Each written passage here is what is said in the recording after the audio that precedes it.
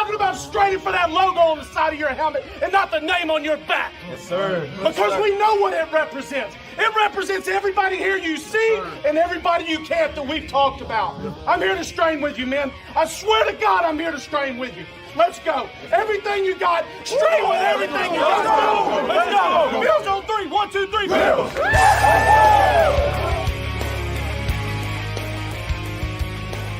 You're listening to the Off Tackle with John Fina show with your host, Joe Miller.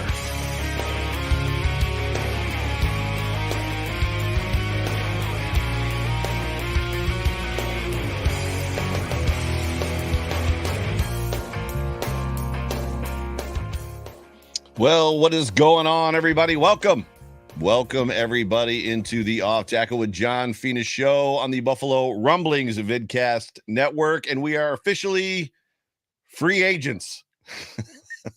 Your logo here, your logo there. And that's not to say that we don't love the market dominator, we don't love House Capital, we don't love Iman and everybody else. We're just letting everybody know if you're interested, now is the time to send one of us a DM to effectively sponsor this show coming up for the 2023 season. We would love to have you. So my name is Joe Miller. I guess I should have started there. I'm the host of this here Off Tackle with John Fina show. That over there is John Fina, and we are back for a special 3-episode series for the draft, talking free agency and draft leading into the draft and then post-draft. It's so good to have all of you. And with that, John Fina, tell us about your hat. Oh, hey, you like the new hat? Yeah. Goodberry variant. Bills on the brain. Bills on the brain for sure. Where did you get that? That's amazing. I got that from Goodberry variant. What is good? On Twitter. He's making hats. He's making hats. Variant. Yeah, a variety of colors and styles. Nice. I finally broke down. I'm doing a little bit of the Zubaz. It's under the bill too. It's under the bill. Yes, it is. It's under the bill, yeah. Fantastic. And we're in Arizona, so I got the net back, right? Oh, the trucker cap, the full. Trucker. So I got a bald spot, and the bald spot became real to my life when I was wearing a trucker cap for I think the first time after they came back in style, and then ended up with a sunburnt back of the head. It's like this has never happened before. I don't know what to say. Out here, I have hair, so I use it for heat release. Right. It's significantly warmer in Tucson, Arizona than Buffalo, New York. It's a double. When you do get sun, it can. Like I heard everybody got a sunburn yesterday, and they're back into their winter coats today. I got some sun. That was a double brag. You bragged about the weather and the fact that you have hair. Well, and I don't really burn because I got that olive skin. Oh. Whereas your skin is more or less translucent. Oh, is that right? Friendship over. Have fun doing this show by yourself. With that, John, before I get to the chat, how are you feeling? How has the off season been treating you? We've been on a little bit of a break. How is John Fina and the Fina clan? Everybody's good, man. I mean, I don't have any complaints. Things are going pretty well. Work has been very busy, so it's kind of kept my mind off of Bills football a little bit, which I think everybody had to decompress a little bit. Given the way the season ended, the expectations that were so high, the wild ride that was the season, everything from Damar Hamlin to Kim Pagula and all the events in Buffalo that, are hard to say out loud without making you want to throw up or cry. Mm-hmm. So it's been a good time off. Continuing to stay connected on Twitter and follow people. And how about you? Similar? All the same. I pretty much exactly what you said. I got interviewed in a couple different shows, which was fun. But by and large, been wildly disconnected and just kind of staying connected once in a while on Twitter when I want to be connected. But we're going to get into some talk. We have like I said, a 3-episode kind of like little mini series for you guys. We're going to talk about just where the Bills are at this point for this show. And then next week, we're going to do a little pre-draft kind of prep show. And then we're going to be on the following Monday post-draft to talk about how the draft went for the Buffalo Bills. So we'll get into all of those sequentially as we go. But want to say hello to everybody that's in the chat. Richard Rush is in the room. Daniel Gowrish is in the room. Tracy Fichter is in the room. So good to see all you guys. Who else is in the room? John Fina is in the room, right? So hello. in the room too. RJ is in the room. Joey Hatch is in the room. So Glenn Glennard Berry. Hey, look at the logo. Oh, that's the guy. That's the guy. That's the guy. Did he know that you were going to wear that hat on this show? I may or may not have sent him a message saying, tune in. I love the hat, though. I love it. Say no comment. I have no comment. Spin0481 says, can you sponsor me for free? Sponsorship will be called. We need a right tackle in round 1. Yeah. So that's that. I guess that's probably where the show's pretty much going to kind of have the feeling. EB is in the room. It's good to see EB. Roy Collins, Squirrel. I think he's making fun of us, but yeah. So, and then Patricia is also in the room. So good to have all of you. And please feel free to comment. We are Super Chat Live. Feel free to Super Chat us if you have any questions, comments, concerns, anything of that nature. But let's start there. Let's start right tackle. Let's start with just kind of like the state in your mind of this offensive line, knowing we can talk about who the Buffalo Bills have currently, who they've brought in, but right tackle for you right now.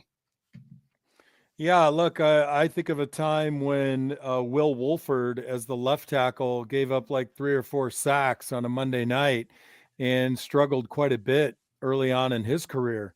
And, Will was somewhat of a mentor for me, unfortunately, only for 1 year. Mm-hmm. But, this is the kind of situation where, voices are amplified and there's so much more the ability, the tools exist now, and the knowledge base and understanding of all positions is far greater than it was when I played, or at least the people that knew how to describe what they were looking at have a much greater way to amplify their voice, and everybody can borrow and take opinion and content. That's not to say that Spencer Brown didn't struggle. Mm-hmm. Mm-hmm. I still think that he has some key elements to his game that do not warrant drafting a first-round right tackle. And again, it's also based on availability. If you look, if there's a guy who you thought was going to be 15 and he drops to 27, okay, then that's a good pick. Right. But I don't think that is really a position of urgency. Yeah.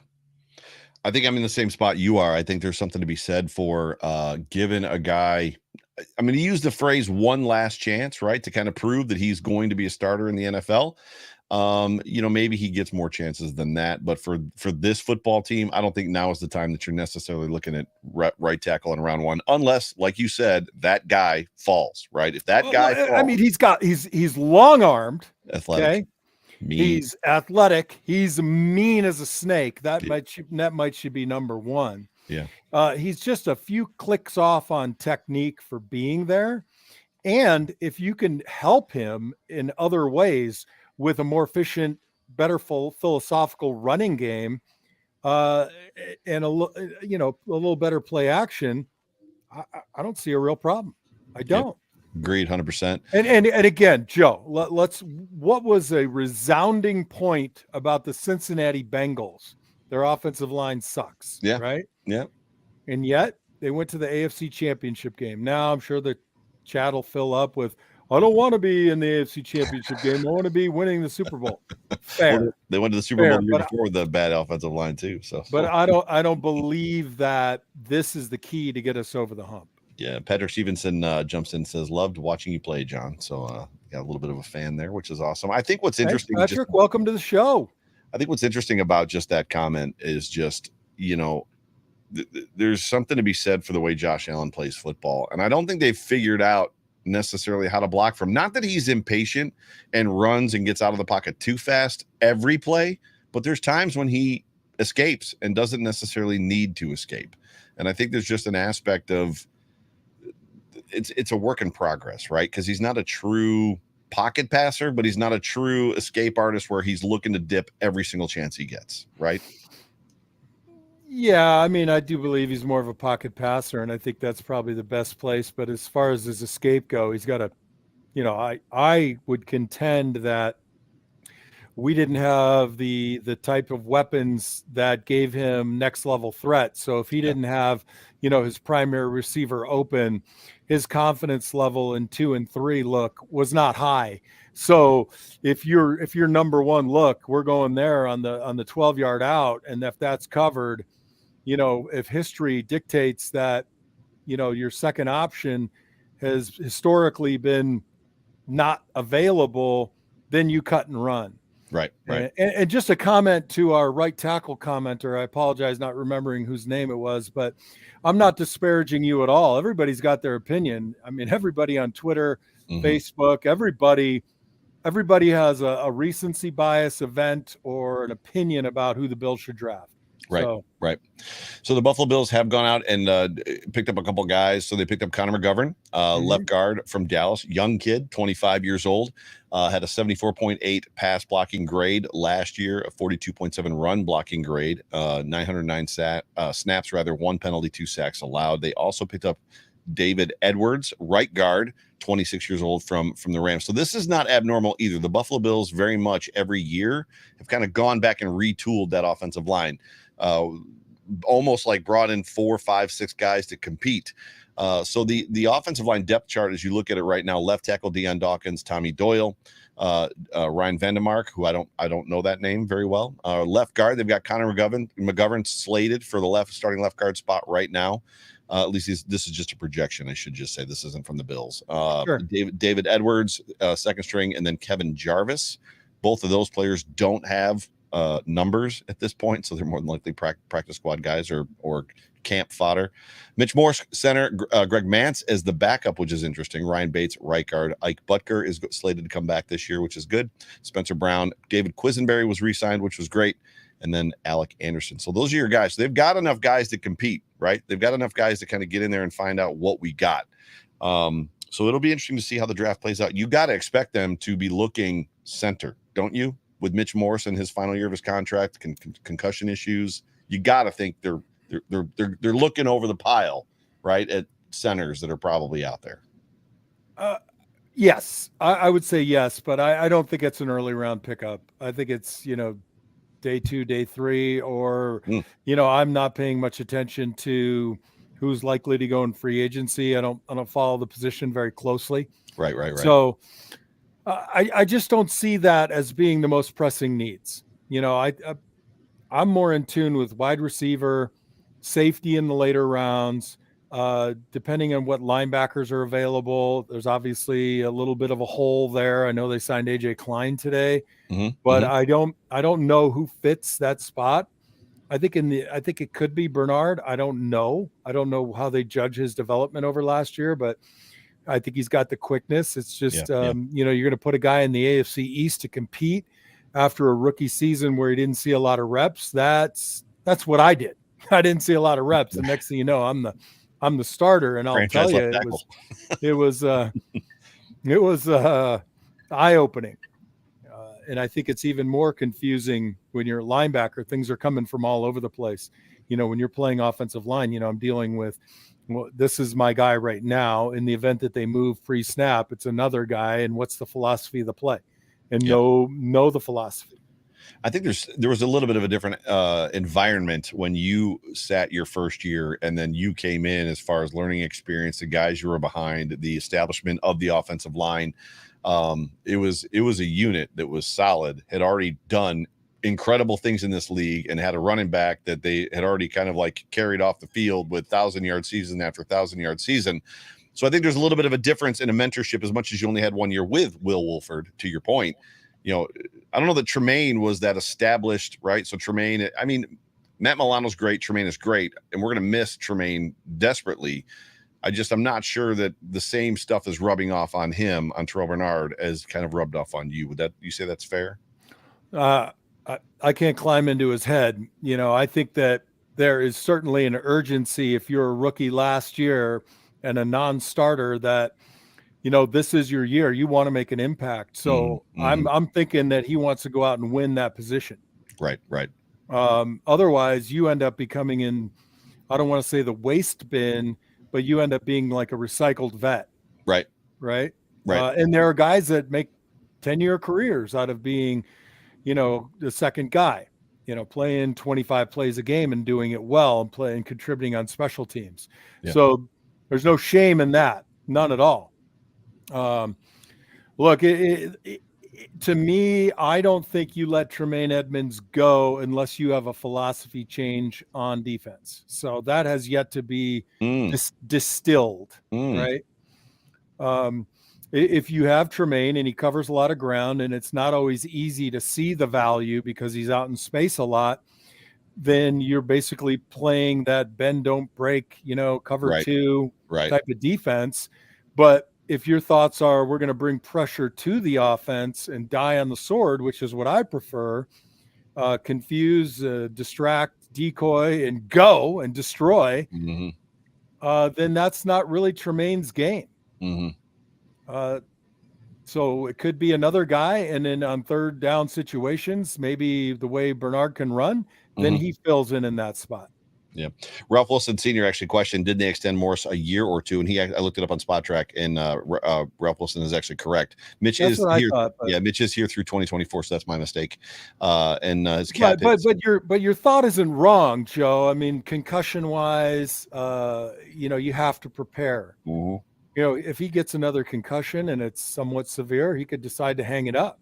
Yeah. And 2 years becomes one, or 1 year becomes a half a year. So you have to consider that. The problem is, you got to field 30 guys in a game and you only get 7 picks in the draft. Right. And everybody wants to improve every position. Exactly. Speaking of improving, the Buffalo Bills this year re-signed Jordan Poyer, as we know, Ike Butker, which is an important signing in my opinion because he knows the system and has been here for a while. Tyler Medikevich, which is a funny guy for me because a lot of people take what he did when he was in Pittsburgh in the 3-4 defense, and he was not a good linebacker. And I've said a bunch of times, do I think that Tyler Medikevich is like Tremaine Edmonds? No. But is he serviceable in a 4-3? I think we've seen, especially in a nickel 4-2, we've seen in preseason, we've seen in training camp, even in some games, that he has the ability to make plays in this defense. It fits him a little bit better than the 3-4 did in Pittsburgh. But he's, important to that special teams. Terrell Dotson came back. David Quesenberry, we already mentioned. Dane Jackson was also re-signed. New signings. Well, actually, I guess I'll let you hit that first. Anybody there that you're elated about? Jordan Poyer would be one for me. Yeah, I mean, I'm thrilled that Jordan Poyer is coming back. I think it's smart to re-sign the rest of the guys that you mentioned. I like the free agent picks. I like shoring up the middle. Roger Saffold, I'm sure, is a lovely man. It was disappointing. It was a little disappointing.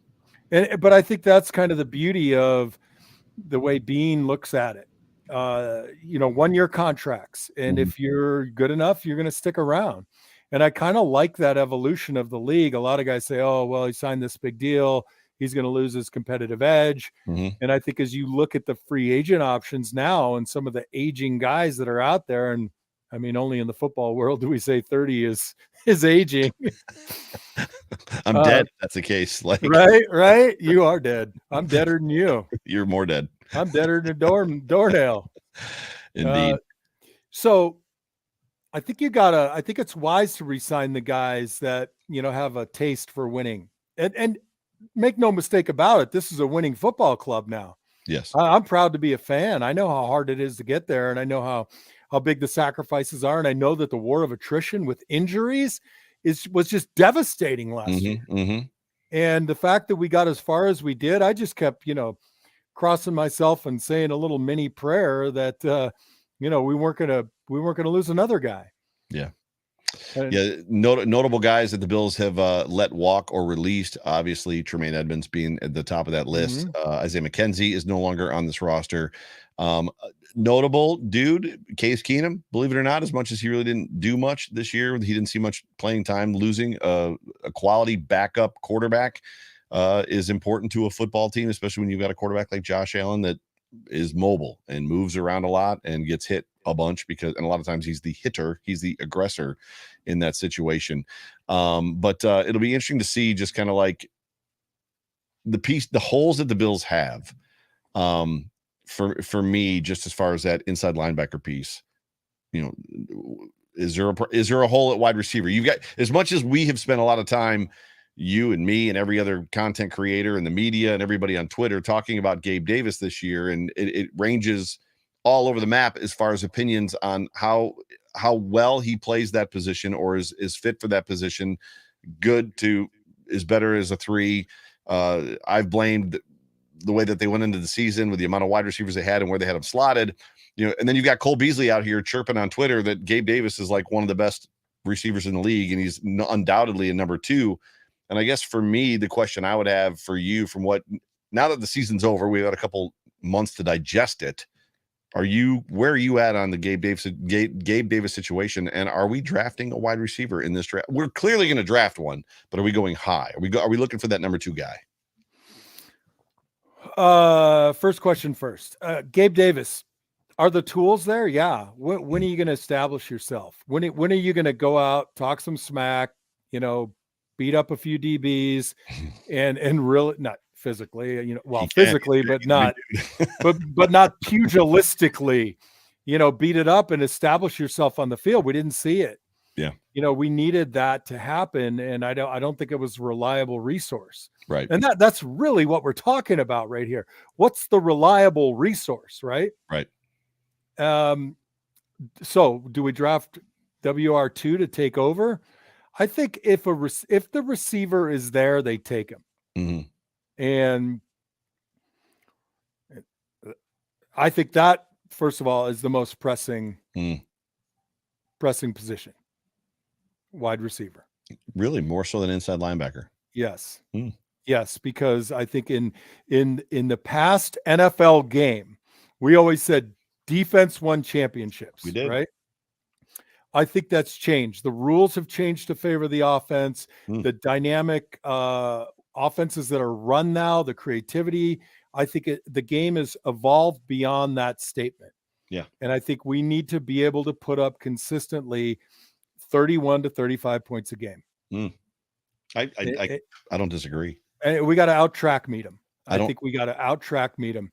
So I think you can make changes to the defense. You can work with the personnel that you have with you, and hold teams to 28 or less. Yeah. 20, 24 or less. It seems like you need to out-track meet people and have a guy, like Kansas City's defensive coordinator, and his name right now is totally escaping me. It's right on the tip of my tongue, but Spagnuolo, right? It's Steve Spagnuolo. So like literally where they got an anchor in Chris Jones. They got some good players that are nice here and there. I'm not trashing their defense, but their job is to allow their offense to track meet the other team's offense. And at the same time, they game plan to take away things that you're trying to do against them, right? Whereas we've largely seen the Bills not do that. And there's people that are going to now pile in the comment section and tell me that they do game plan. When you watch what this Bills team does, when they see what other teams did to the Dolphins, and then the Bills just rolled a nickel 4-2 out there, they're not. They're just like, hey, you guys are good. Go play football. Let's win this game. So it'll be interesting to see with Leslie Frazier being gone, if there is more of a focus, if you will, on game planning against opponents, right? Scouting your opponent, finding out what they're going to want to do against the type of team you are, and work on taking that away to slow them down enough so that the 30 you put up is 3 points more than their offense is going to put up, right? And I only want to win by 1. Anything else is a bonus. And I just saw in the comments like, oh, Gabe Davis had an ankle injury. Well, Spencer Brown had a back injury, right? That's an interesting point. So what? We're ready to give. So I'm going to be my own devil's advocate against myself. We're ready to give Spencer Brown another chance. We're ready to give Spencer Brown as a starting right tackle, the starting right tackle. We're ready to give him a chance because he was injured. Gabe Davis, we're all kind of off the train. No, I'm not off the train, but I'm saying if that's a position, a threat, if you have a guy that's available, you create competition. And Gabe Davis, when I say go out there and show it's your job, you got to do it in training camp. I think that this training camp is going to be very different from last year. The competitive nature, especially among the offensive linemen and wide receivers, I think is going to be hot. Now, I mean, it's a canary in the coal mine with our defensive line too. We didn't do anything up front either. I mean, you could take this conversation anywhere, but I think you can't spend any draft capital on the front four of the defense. Mm-hmm. I mean, I just don't see it. It pains me to see what the productivity was like, but there are other needs, and I'm going to deal with the Bijan thing right now. Okay. If he's available, I take him. Really? I don't trade up to get him. I haven't even gotten to who the Bills signed. I mean, you've got James Cook in this room, who I think has the opportunity to be just as good as his brother. You've got Nyheim Hines, who is, you can ask Jay Spence, who's in the comments section. I've been pounding the table for Nyheim Hines for like 2 or 3 years. Like, go get that guy. Like, get that guy, bring him here. And now we've got Damian Harris. And you're saying if he's there, Bijan's there, take him. I know the kid. I coached the kid. You know the kid. Dum, dum, dum. The plot thickens. I coached him. I believe you. I'm just saying. He graduated with my son, Bruno. That's amazing. That's incredible. He is an incredible player. And the only thing that surpasses that is the type of person that he is. Yeah. But I think when you look at that type of quality, first, I don't think he'll be available. He just won't. But on a lark, if he were, I wouldn't trade up for him. I think the only position I would trade up for, would be wide receiver. But if he's available, I take Bijan. There are special abilities that kid had, and I've seen him since youth football. When that kid was a 6th grader playing defensive end and just destroying kids, you just couldn't watch the game without, kind of with your eyes wide open going, what am I looking? It was like, you ever see LeBron's highlights when he was in high school? Yeah. And you were like, why did they bring a 6th-year NBA guy down to play against these high school kids? That's the kid. That's the type of player that we're talking about. And it's awesome. There is competitive football in Arizona for anybody in the chat who's concerned. That's awesome. So the Buffalo Bills wide receiver, speaking of wide receiver that we've been talking about a little bit, they did sign Deontay Hardy, who has shown quite a bit of promise in the NFL, has struggled with some injuries. I feel personally, just because of his size and what he's done in the past, that he's more than likely kind of a gadget guy that's going to return kicks and punts, which to me provides a bigger role in the offense for Nyheim Hines, because as you know, this team has wildly specialized guys. If you're going to be that specialist dude for kick returns and punt returns, we want to save you for that. So that's what I think is going to happen. I'm excited about Trent Sherfield, who the Bills have picked up from Miami. But, the looming question is DeAndre Hopkins. And we will get to that right after I have you read this super chat from Carl. Hey, Carl Tomlin for $5. It's just 10 more days until Brandon Bean drafts Tennessee OT Darnell Wright to either push or replace Spencer Brown, as we just cannot risk JA-17 security. It cannot be done. Yeah. Who's the tackle that the Bills drafted in the first round out of Texas? Mike Williams. Mike Williams. I say biggest bust in Bills history. People disagree with me because I'm just saying, Carl, I love the fact that you chimed in and you put money behind it. And I'm okay with that. It's a big transition from college to pro. If he can come in and do the job, that's fine. But if he doesn't, can I have another $5? Because it's a crapshoot. So I just don't think that right tackle is the spot that you draft. And guess what? After the draft, I mean, you can find me on Twitter. You can harangue me. You can play this clip. You could do whatever you want. Color me wrong, and that's okay too. But I think you're at risk. First of all, everybody's at risk as soon as the ball's snapped. I don't care what position you are. Dude, this is sorry. And Josh takes enough risks on his own without the offensive line putting him at risk. Yeah, we got Sarah Larson in the room from it's no longer Line to Gain with Jerry Ostrowski, your former teammate. We got I love the name, by the way, Line to Gain. That's cool. Jay Spence the King, Aaron may have been bigger bust. Only because he was taken 11th overall, I would say no. Mike Williams at 4 overall was. Bruce Nolan is in the room. So like this is like the place to be on a Monday night, apparently, which is interesting. And he makes a good point that he can't see Darnell Wright getting past New England at 14. And then Alyssa like Milano is also here this evening joining us. So she's blind too, which we hope you get to your ophthalmologist soon. What? That's good. Thank you for he's come back with 2 of the $5, so he only owes you 3 now.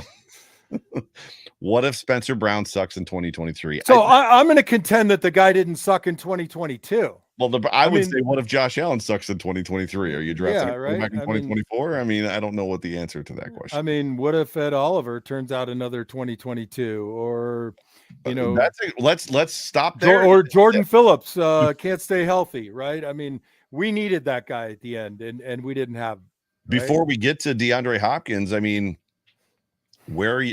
I still contend that the Buffalo Bills cannot roster Ed Oliver at $10.7 million this year. They don't have that luxury, in my opinion. The question is do they depend on that stupid defensive line rotation so much that they feel like they got to keep him at that number? Or I think you only do it if you are going to. I mean, let's face it. You featured a guy like Bruce Smith, and there are positions along the defensive line that you feature by your defensive play call. Sure.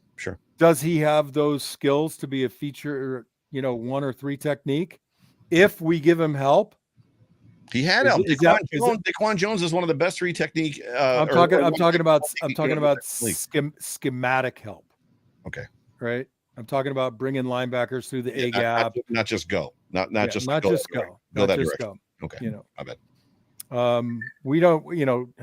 Historically, we don't do a lot of loops and twists. We don't run a lot of games. We have a very vanilla pressure package, and that was my biggest problem with the defense.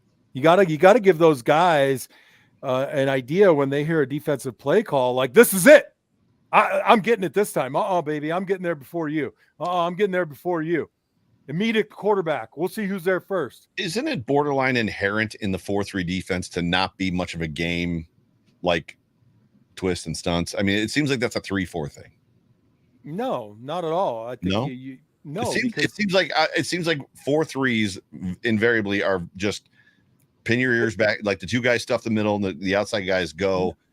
No, the ease of doing those twists lends toward the 4-3 even greater because you got 2 guys close to one another. So whether you're running an ET or a TE, they're closer together. If you're running like a true 3-4, you're still, if you want to get a guy down into a 3 technique position, you're pushing a guy down, you're running an over and under. You may not understand that lingo, but to get to an over and under, you got to walk a guy up on the line anyway. So then you're a 4-2 again. So gotcha. It's definitely easier to run games. And now when you've got a 3 and a 1 and you're shading a little bit more this way or that way, then you can run a TT game. And then you run a TT game, you might quietly reach up and grab a guard's shoulder and free up the linebacker coming through the A gap.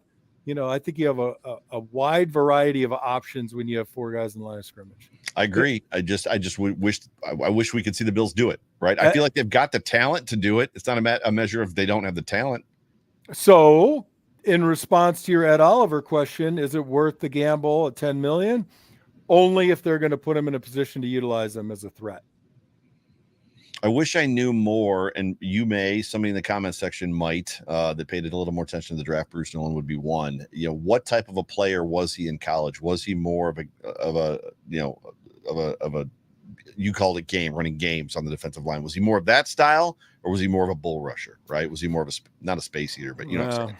Yeah, no, he definitely wasn't a space eater, but I think, the problem with making that sort of research, part of your day is the offensive line play, the quality at the college level in that conference, I don't think is going to be, I frankly, and no offense, Ed, don't ride your horse over here with your shotgun and come looking for me. But, I don't think I was thrilled about the pick. My hope was that he'd become like the guy, Aaron Donald. Right. That's my hope. Well, that was everybody's hope. I think that's probably a little under Aaron Donald was the idea, but yeah, of course. yeah. Of course. I mean, Aaron Donald is potentially one of the best defensive tackles to ever play the game of football, which is crazy. But I don't disagree, especially in this modern game where offensive linemen I think are better, and I think scheming and technique is way better. Right. So DeAndre Hopkins was asked he was asked verbally and gave nonverbal answers about teams that he would like to join. And as we know, the DeAndre Hopkins thing was hot. It was really hot about a month, maybe 5 weeks ago, and then it totally cooled off. And in that time, we got to hear from OBJ, who said that I don't know who's tripping and who thinks I want $20 million, but that ain't the case at all. And everybody kind of was like, well, how much do you want? And then he signs for a max deal with the Ravens of all teams for 18. I think 14 is his base. And in that time, the DeAndre Hopkins thing has gotten very quiet, but it's kind of heated up now that the draft is coming. And then him effectively giving googly eyes when it was mentioned, would you be willing to join the Buffalo Bills? And he was like giving it all, oh yeah, that's the place I would like to end up. So, well, did he give googly eyes to everybody? I mean, no, he's a guy. He was the first one was the Patriots. I think the first one was the Patriots. And he was like, no. And the other one was the Jets. And he was like, no. So, and the two that he said he would join were effectively not said that he body languaged that he would be willing to join would be the Bills and the Chiefs. So when the news hit the airwaves during the season, I believe it was close to the end of the season, it was a Wednesday, and Spence and I were on that night, and both of us were like, bring me DeAndre Hopkins, like whatever you got to do, get me that dude to be on the other side of Stephon Diggs. So where are you on this thought of having somebody that is a legitimate superstar in this league? You're talking about trading out if you can make it work salary cap wise and salary wise and all that stuff. He also said he's not looking for a raise. You're talking about taking a number 2 wide receiver that dropped 48% of his passes, or 52% of his, I think it's 48% of his passes, and you're replacing with a guy that's had the potential to be injured the last couple seasons. He missed some time with a PED suspension. Well, I'm all for that. It was, I think 3 years ago, it wasn't long ago, 3 or 4 years ago, he didn't drop a pass. So, I mean, that's what you're replacing him with. Catch radius. And catching ability, right? And you're talking jump balls. You're talking verticality. He can run the entire route tree. He can step into the slot just like Diggs can. To me, the nightmare, the fits. And then if you've got a James Cook, right, in your backfield, along with a Naheem Hines, what it does for Dawson Knox. To me, this is, whether it's a draft day trade or however they got to get this done, to me, this is the move to make. Okay, well, they're setting up for it, right? So if they believe in Spencer Brown, then the offensive line is done. Right. Okay. If they believe that Jordan Poyer, besides late round stuff, they could go after a guy 4th round. No, but what I'm saying is, in order to get DeAndre Hopkins, what are you willing to give up? What's the trade? Right. And every trade I've seen out there, I was like, you're crazy. I'm not giving that up. I'm just not. Right. But I'm a little bit more of a pragmatist, I guess. He's not going to collect a 1. He's not going to collect 2 2s. Like, that's not going to happen. It's going to be a player and a pick, or a player and 2 picks.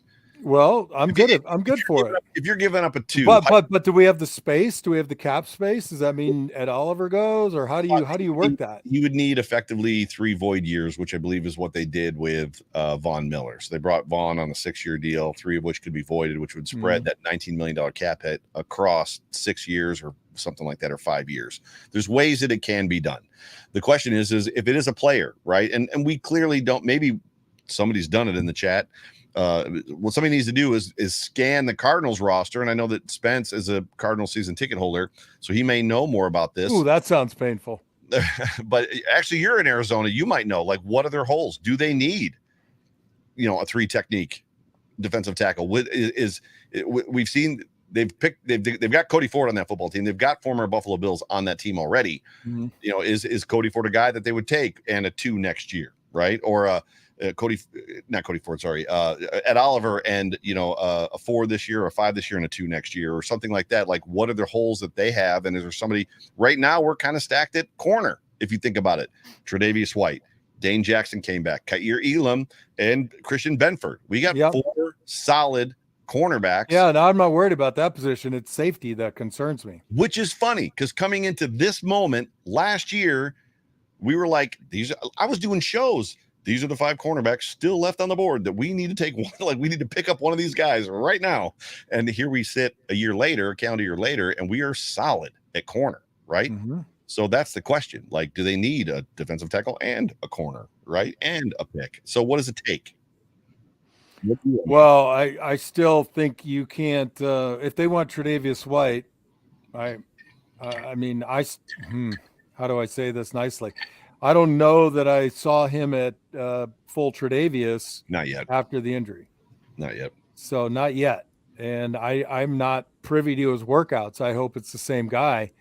If he's not, I don't know. You trade him?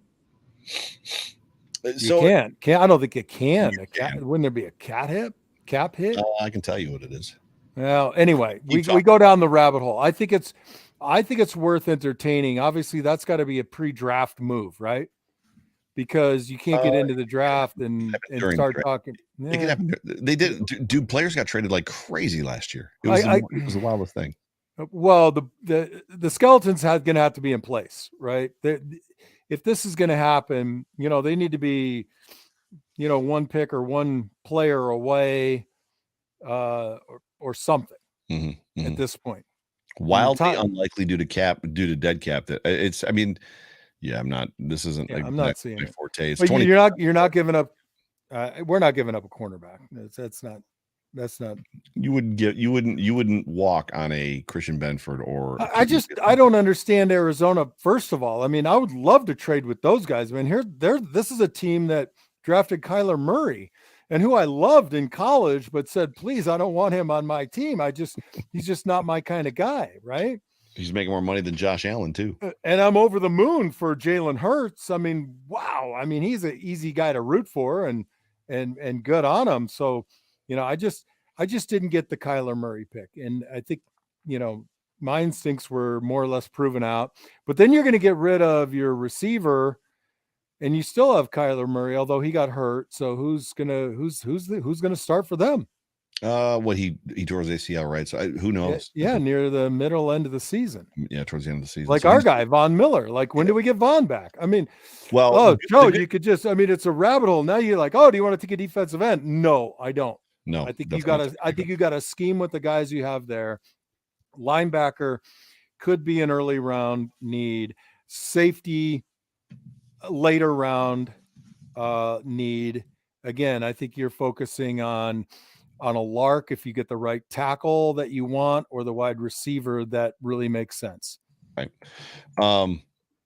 Speaking of Von Miller and when are we going to get him back? So one thing I'm never good at this stuff. I didn't start the show properly. I should have started the show with actual football things. Well, not actual, but football things are happening. The Bills opened OTAs today. Josh Allen was in attendance or is in attendance. Von Miller is here. Gabe Davis is here. Like all the major. That's the one thing about the culture of this football team. As much as people have, there's been this breath, this whisper of the culture breaking down in Buffalo. And I don't know if you saw it. There's reports out there that the team is losing its trust and its belief in Sean McDermott. Meanwhile, here we are. It's April 17th, the day before tax day. And like all the major players, all the major dudes, aside from probably Stephon Diggs, who's never attended an OTA, these guys are showing up, right? Because this is the culture of this football team. So yeah, I agree with you. I mean, God, could you imagine being in Chicago? Like, hey, it's OTAs. Oh, I gotta go back there. We're so great. We got so much to look forward to. We could meet Tremaine. That's pretty cool. So we're in a good place. Yeah. And I think that especially signing some of these guys that we know well and who've been around actually fosters that continued growth of the cultural environment there. Yeah, I know it's a lot of words to say, but what I'm trying to say is, there's a familiarity among these guys, and everybody has got their gripe at the end of the season. I mean, how could you not at the way that season ended? Yeah. I was like my daughter's first game, and I was like, whoa. This is a fun question, trivia question. Can you give me one first-time head coach that's won a Super Bowl? I know of one that you should remember. that won a Super Bowl, first-time head coach? First time NFL head coach. Like in his first year? Yes. Why should I remember? Because you played against him. Was it Dallas? Barry Switzer. That's right. Was it Barry? Barry Switzer. Yeah. That was his first year? That was his first year. Jimmy Johnson got the old hatchet because he had a power struggle between him and Jerry Jones. And leave Oklahoma, right? He brought in Barry Switzer from Oklahoma. Barry Switzer won a Super Bowl, did not make it the year after that, then beat the Steelers, I think 2 years later. I was at that game. And then my first NFL football game as a spectator. As a citizen? Yeah, as a citizen. So I like all my friends were late. So we're freaking driving my Bronco at high speed. You've heard that before, right? There's another one. Yep. All right. So I'm in my Bronco, breaking the speed limits, going toward ASU Stadium. Was it a white Bronco? It was not. So thank you for playing. And oh my God, the parking, like we were going to be showing up at the game in the middle of the freaking third quarter as far away as we were looking to park. So they used to give out these little membership cards of the NFL Players Association, right? So I'm just blazing up to the next security guard and I'm flashing my card. I'm saying, I got to do a pregame shot on the sideline. I'm totally late. I'm making up a story. I'm like, go on through, sir. Go on through. Joe, I end up parking under the stadium, at the tunnel. That's and walking. No credentials. No, you can't do that anymore. Not a single credential. I got a plastic card that says NFL Players Association. Member 14,256 on it. Right. To date myself, and I don't know, I mean, you would remember, but the year that the year after the Bills' last Super Bowl was the 49ers and the Chargers. And I don't know why I'm thinking about this, but I remember going into that game and just thinking the Niners are going to wax the Chargers. I mean, they had, what was it? Stan Humphries was their quarterback. Like Ricky Waters was on that Niners team. Steve Young was on that. Jerry Rice was on that Niners team. It was just like, there's no chance in the world that the Chargers are going to even come close in this football game. And sure enough, the 49ers it was a blowout, right? Blowout. It was, it was something ridiculous about that though. When you're not in the playoffs and you're a player, I mean, it was pretty, I was pretty stung, maybe I'll watch the game. I just just so angry, you got to kind of watch at it. On the NFC side, it was a little bit easier, right? But you're looking at the AFC guys and saying, these are the guys I want to destroy. And then I got to watch them. They're like, I don't have a game on Sunday. What happened? Oh yeah, we sucked. We're out. Damn. Mm-hmm. Mm-hmm.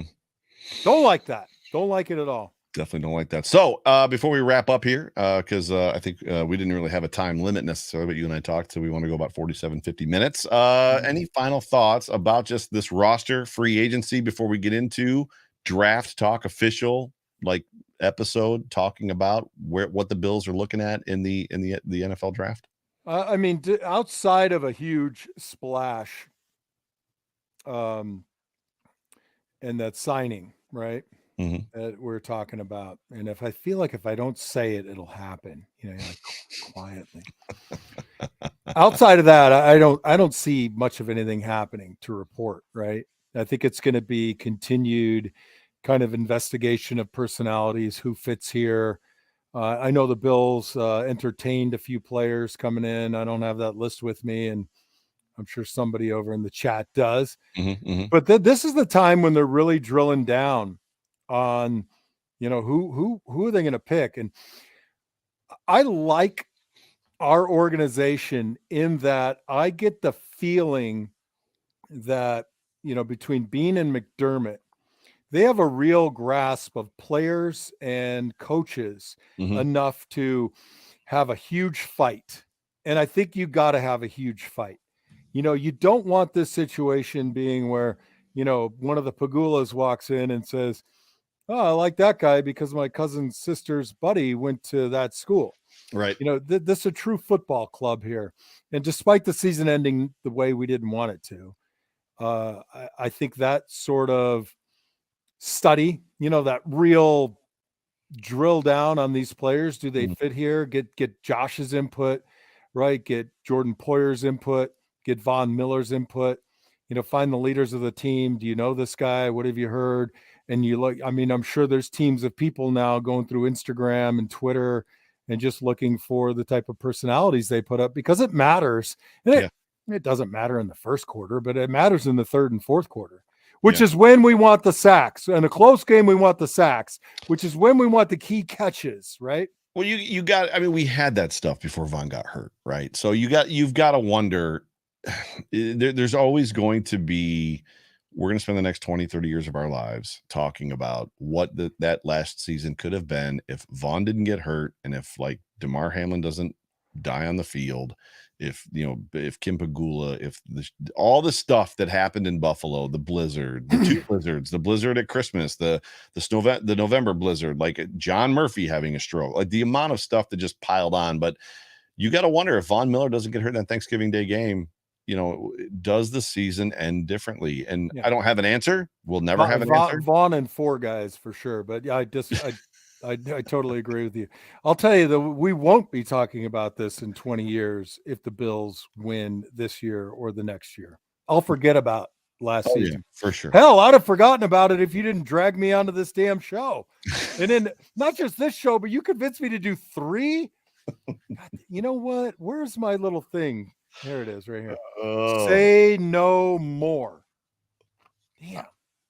I'm just going to end the show with the fact that John's asking where his little thing is, but that's a whole conversation for another my day. notepad. It is a notepad. It's got a Buffalo Bills logo. Is that a red helmet? It's got my name on it too.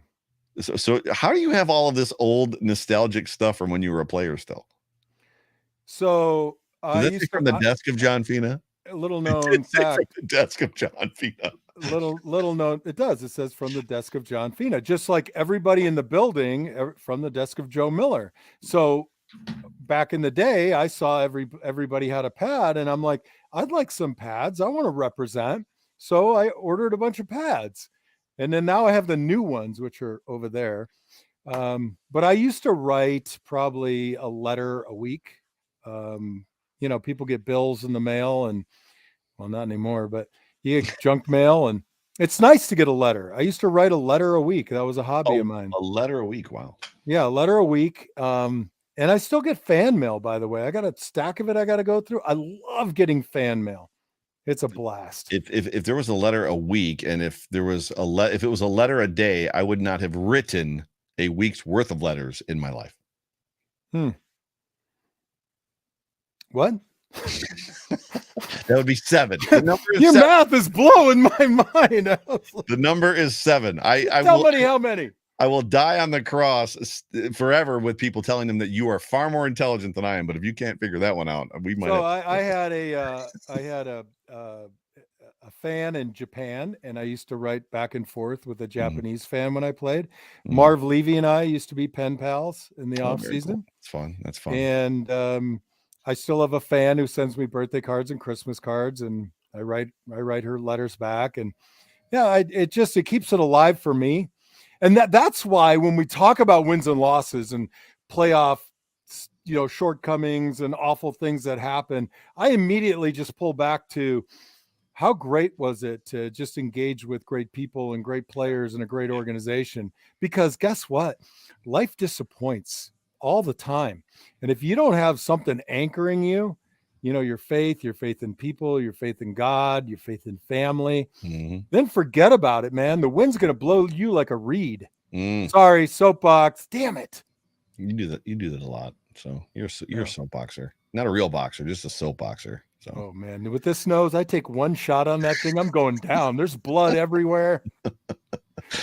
Ladies and gentlemen, you have been tuned into the Off Tackle with John Fina show on the Buffalo Rumblings Vidcast Network. My name is Joe Miller. You can find me on Twitter at Joe Miller Wired. That there is my guy, John Fina. John, tell them where they can find you. Everybody on here knows where I'm on Twitter, John Fina.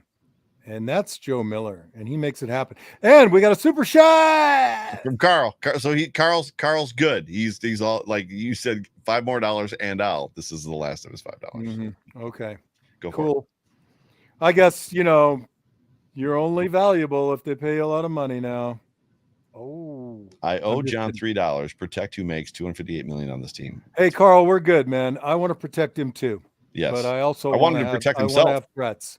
I want him to protect himself. Joe, my closing thought is thanks to everybody who joined the show. Thanks to everybody who downloads the show. We have a good time. I hope that we say something that makes sense to somebody and infuriates somebody else. Come scream at me on Twitter if you want. I'll have a snide comment in return. I enjoy cutting it up. It's what I do. Joe and I do it together. I love Joe, even though I give him a hard time. All the time. And it goes back to you. I love you too, man. But ladies and gentlemen, we appreciate you being here. For me, for John Fina, right after this is Intentional Grounding with Sterling Furrow, I believe, tomorrow, Code of Conduct. And then the chop up is on Wednesday. And there's a whole bunch of new shows that I'm not up to speed on. So I apologize for who I missed. Check with Sarah Larson. She'll be able to tell you everybody and what the entire lineup is. But at least at the very least, go follow Buffalo Rumblings on Twitter, Facebook, and you'll get that information. But for me, for John, for all Buffalo Rumblings, go Bills. Go Bills. Go Bills.